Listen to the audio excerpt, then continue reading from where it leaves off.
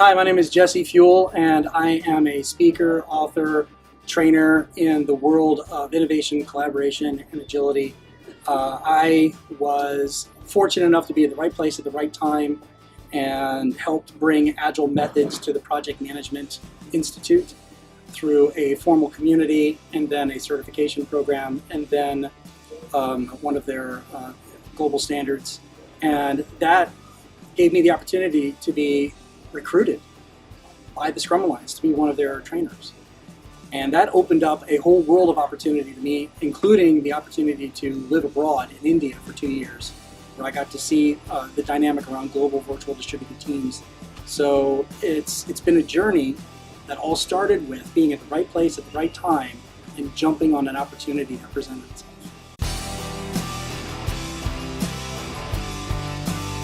The day that I became a certified Scrum trainer, I was headed to the Project Management Institute's Global Congress in Amsterdam.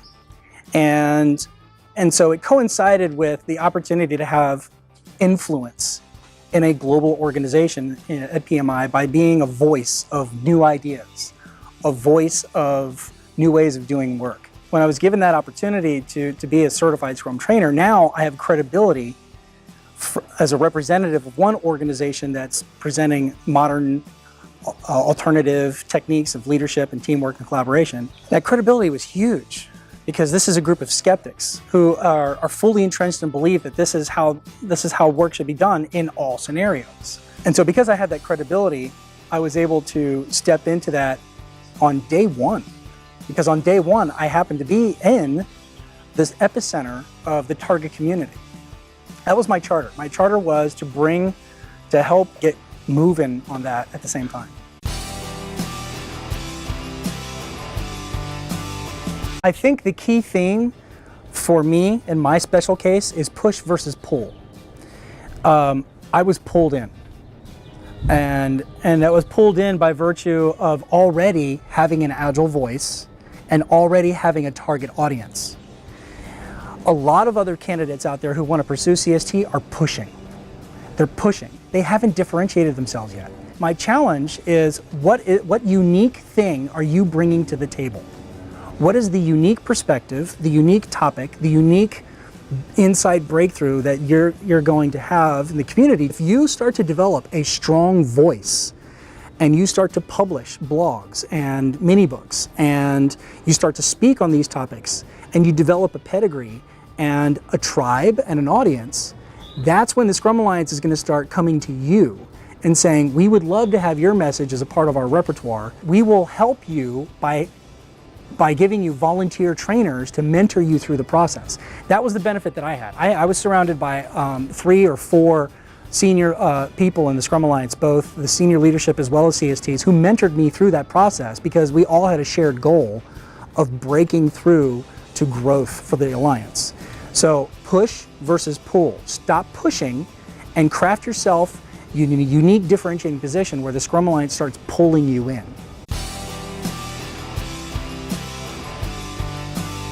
If I had to do it all over again, I would have been more ready.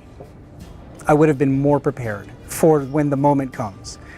Every professional out there is going to have the moment of opportunity. It will present itself. And the question is, have you been preparing for that moment when it shows up? I was maybe half ready. I knew the right things to say. I had what I would call an intermediate level knowledge of some things. I had a very strong practicing knowledge of Scrum. I was not a Scrum expert. The consequence of that, being recruited as a certified Scrum trainer without already being a recognized Scrum expert, I had to work hard. I had to speak more. But if I had to do it all over again, I would not put myself in a position to have to deal with that at all.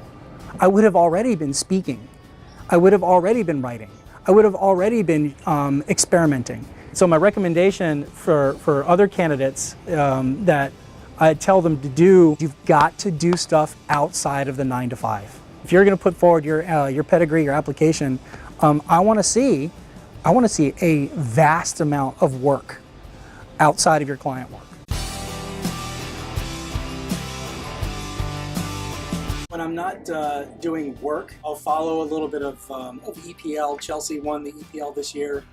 And my 10-year-old son is over the moon about that. He's excited about those guys. And so I'll follow a little bit of that. I'll watch a lot of anime with my teenagers. Other than that, just taking the moments that I can to indulge a little bit